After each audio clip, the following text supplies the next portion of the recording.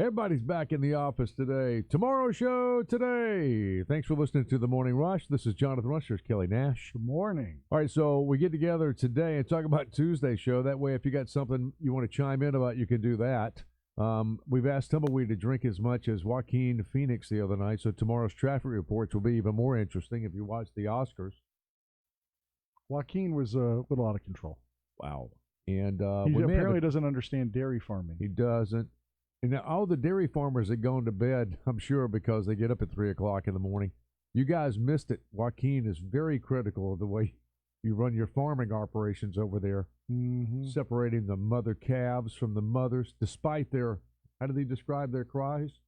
Oh, it's something like they're in obvious anguish. Yeah, anguish cries. Yeah. He doesn't understand anything about dairy cows, so...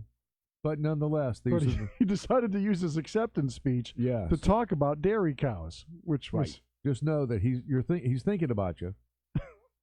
Are you saying that to the cows or the farmers? Both cows. All right. So all that aside, look, there was nothing that we could discern of intelligence from that. No. So that's okay. He'll sober up in a couple of months. Anyway, this. For tomorrow's show today, Kelly's mocking me already. Something happened. See, right up here. I'll put something right here. Other side. Here? Yeah, that's where you're going to put it. Something right here. I keep forgetting where the camera back. I had something we got to put right there, and I had it in the studio. I'd forgotten I took it back out of the studio for safekeeping, and I put it on my wall in my office, which is more like a storage facility. And I put it up real high so nothing would happen to it. Well, when I was looking for it the other day, I couldn't find it in the studio. And then I went into my office, I couldn't find it because I forgot to look up at the ceiling where it's about where it's hanging. You still haven't gotten to the good part. I thought someone had stolen it. He came in here and he said, somebody stole it. And I said, stole what? I had it right here. And I swear, I don't know what you're talking about, but I haven't seen anything there. I was very upset. He's like, they stole it. Now, when I tell you what it is, you're going to understand why it was so precious to me. Yeah. So it's an American flag that flew over Camp Phoenix in Afghanistan, sent by some Morning Rush irregulars, and it's in a shadow box, and I can't wait to put it up behind me. Anyway, that's one of the things that I'm thinking about putting, because we got to do something about our backdrops here, obviously. Not very exciting here in the radio studio. When you said somebody had stole the flag, my initial thought was, really, I was grasping, like, who steals that? So they could sell it on eBay. Well, okay, so it's a rare individual. This is a very special individual because if you're a thief, you're probably not a fan of the flag. If you are a fan of the flag, you're probably not going to steal it. So you need someone who recognizes the intrinsic value of a flag that flew in Afghanistan in a shadow box. Like you said, they could sell it on eBay. Yes. And then they're willing to come in here and it's like I'm not going through my head. There's only like 30 people who work here. Which one of these coworkers of ours, family members, would have stolen it? Well, I hate to admit this, but we have had some things take missing. Oh, yeah. When you steal my phone, I expected that, but not the flag. I admit, but it was very special to me, Kelly, so I overreacted. And jumped to the wrong conclusion. I did. Now, but I've jumped to the wrong conclusion on plenty of things. I remember I've told you this story before where in Nashville one time, I believed I didn't want to park in an area because I thought it was a kind of a bad area of town. But that was the only spot I could find a spot at. Gotcha. It was like a Saturday morning at like 11. So I'm like, well, how bad could it be? But the whole time I was walking down towards the good section of town, I'm thinking, gosh, I hope my car's okay. I hope it's going to be okay. And when I came back, the way the light was hitting the windows, it looked as if the windows had been shattered. Like somebody had blown out the windows and stolen the radio probably. So I'm running now like, oh my gosh, they brought my car. And I get up there, it's fine. There's absolutely nothing wrong with it. I looked like a total moron. Please tell me there were people with you.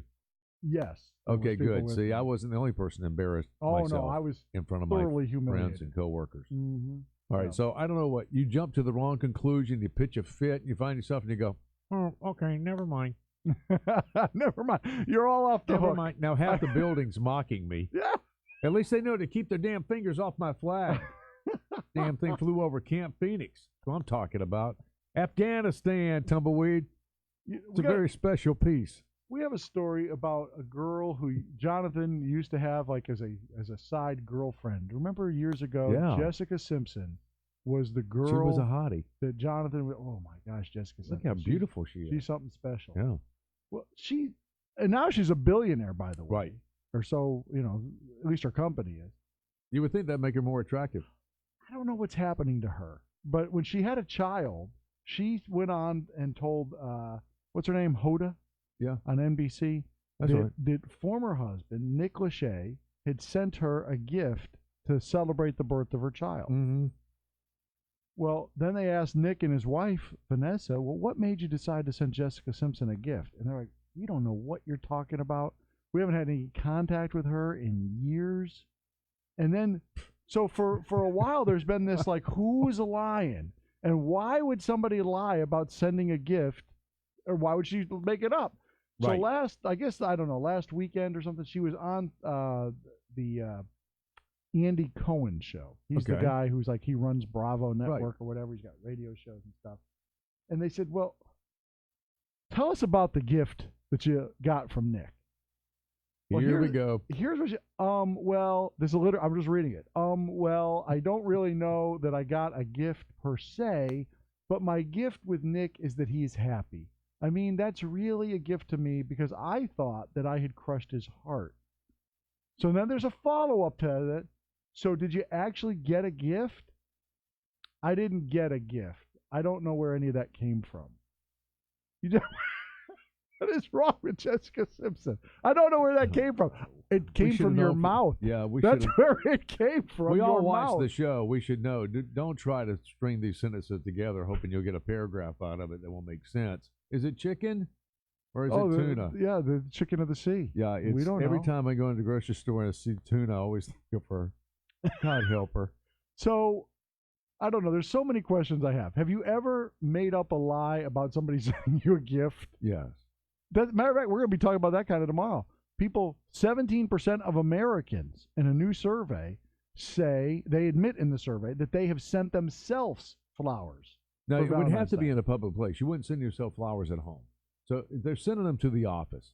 I don't know. Maybe for Valentine's Day. Maybe some people just feel like they want to have flowers just because they want to feel better about themselves and remind themselves that they love themselves. With a note from You a are the secret best. admirer. That Yeah. doesn't- Well, that's if you're doing it to try to impress others. But if you're just doing it for yourself, maybe you are sending the flowers to your house. So when you get home, you go, you know what? Somebody thought to send me a dozen roses, and that someone was me.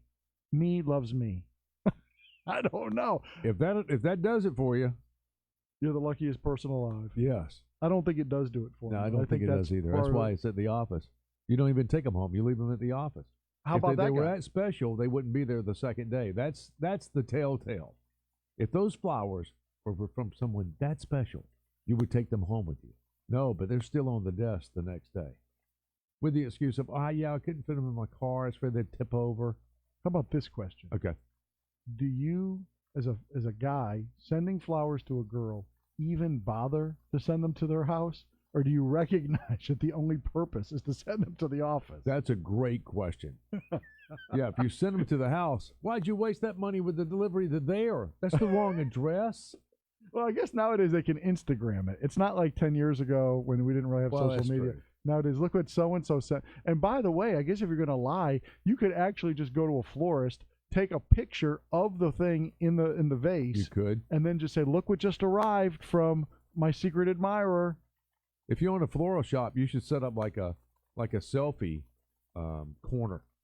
So instead of having to buy $100 worth of flowers, you just charge them $10 for taking a selfie. That's right. That's not a bad idea. Lay down on a bed of roses. There you go. He covered my bed in roses. Well, thank you for you florists out there. Ka-ching. And getting back to Jessica Simpson, Yeah. people, not that you ever thought she was smart, but you didn't think she was crazy. She Right. appears to have been crazy at least for a while. Maybe she's coming back off the crazy train. Yeah, it's like, I don't know But- what happened. Electrical shock, maybe. I don't know what happened, but the synapses, when they fire, there's no connection there. There's just, it just goes to ground. And what a nice little shot she took at him. Yeah. The gift was, I thought I had crushed his heart. I thought I'd crushed his heart. And by the way, she's still upset. I had not heard that Nick Lachey had said this. Mm-hmm. Maybe I did, and I forgot that he said it. But I think it's pretty funny. But Andy from Bravo had asked him back in 2013, I guess, and she's been upset with this now for 7 years. Hold a grudge? Yeah. Yes. 7 years ago, he was asked, "What's the best part about not being married to Jessica Simpson?" And he said, Oh no, here we go. I don't even know. "Trying to stop her dad from playing grab ass with me under the table." Oh my God. And for those of you who don't know the story, I'm sure her that father happened. then came out as a homosexual Yes. around 2012, somewhere in that area. And then Nick's- at that point, you realize, wait a minute, we used to go play racquetball together, and we would shower afterwards. well, Awkward. he's implying that it was a lot more than that. He's implying that It was bad Jessica's enough. dad Yeah. was hitting on her the whole time. Bad enough when you go to the gym with a guy. Well, never mind. I'm not telling And you. you know, I'll take it all the way back to 2002, 2003. That's when I worked with Nick Lachey. Nick Lachey was on 98 Degrees, which was a Motown act, which I worked for Universal Motown Universal. So I used to actually go out on tour with 98 Degrees for a little while. And I met Jessica Simpson several times, met her father several times. But I can remember Nick complaining about her father specifically in 2002, specifically saying, "That dude gives me the creeps." So it's not like this He's is giving something me the new. willies. No, this dude gives me the creeps is what he said. He's got the look. You know the look I'm talking about. Not a good And one. you don't want to get that look from him, and you know the look I'm talking about. All right. J-Lo's back. She says that she gave an interview with Variety over the weekend, Okay. and I'm going to just read her quotes to her. What about people who think that your Super Bowl halftime show was too sexy last weekend? Well, I think that's honestly silliness. Both of us are really respectful performers who are moms, and we have kids and are very conscious of what we do. We put on a show that I believe is a celebration of women and our Latino culture that I think was really reserved. And there is a small fraction of people out there who want to be negative about it. I can't even let those people in. That was a reserve show. That's, again, Jennifer Lopez, and it's silliness if you think that she had gone too far and it was too sexy. I know her kid was in the show. At some That's point, right. does her kid sit down to do the she? No, I'm not even asking that question out loud. I don't care if we are only on the internet and not on terrestrial radio. I will get seriously slapped around for asking that question. I don't know anything about the culture. I'll just play ignorant. Apparently, I know nothing about the culture. That's a celebration of the Latino culture. There you go. Okay. Well, then that was quite the celebration. And then, we've got KSL TV in Salt Lake City reporting about a guy named Vincent Chacon, which sounds like a cool name, doesn't it? Sounds like some movie character. Ladies and Vincent gentlemen, Chacon. Vincent Chacon. He's 32 years old. And now we're going to break down Vincent Chacon. Vincent apparently was with his mother at a store in Salt Lake City when he asked his mother to buy him a skateboard. The mother said it's $190. There's no way I'm spending $190 on a skateboard. So that's when Vincent took matters into his own hands. He went and bought himself a ski mask, went back to the store, and then stole the skateboard. Wow. The manager tried to stop him, but let go when Vincent implied that he had a gun in his back. He was gonna pull it out. Number and two. They let him run off. Second problem. Now, Vincent, again, 32 years old, Yeah. lives with his mother. 32. And that night, his mother asked him how he was able to obtain the said How'd you get the skateboard. skateboard? That's when Vincent Chacon turned himself into police. Rather than have to deal with his mother, he went to the authorities, turned himself in. And then my favorite part of the story. He's 32. My favorite part of the story. According to police, Chacon is a documented gang member. Mm-hmm. A gang member who lives with his mother and asked him to buy him a present, which he said no, he stole it, which he asked where he got it. He said, I can't deal with my mom. He's not tough enough to deal with his mom. What kind of gangbanger is this? He's not very good. He's not making any money. He can't even afford a skateboard. They got him still. What's minimum wage for a gang member? That's where he's still stuck at He's scale. got the neck tattoos and everything going on. He looks tough. He looks very tough. Very tough look. Wow. Not so tough. You know what I mean? Trump would say, that's so I tough. Yeah, I got a question then because we get a lot of people that work with tough people. They find out something happens when they find out you're not so tough. It happens there. All the tough guys, the wannabes, they're all put in a position at some point where you got to throw down, and they can't. Oh, not so tough. No, not so tough anymore. Maybe we can talk about that tomorrow as well. Or how about when is the last time you asked your mother or father to buy you something? Oh my! Like buy me a hat, buy me a shirt, I need some. buy me a vacation. Yeah. Could you send me me somewhere? Okay, tell you what. Tomorrow morning, at 10 minutes after 6, of those, which one would you think we would get the most response? Well, let's see. What did we have? I've already forgotten some of the ones we talked about. Let me go back to my my show prep sheet that I had. The first one we talked about. Oh, the Americans sending themselves flowers. Yeah. 17% of Americans send themselves flowers.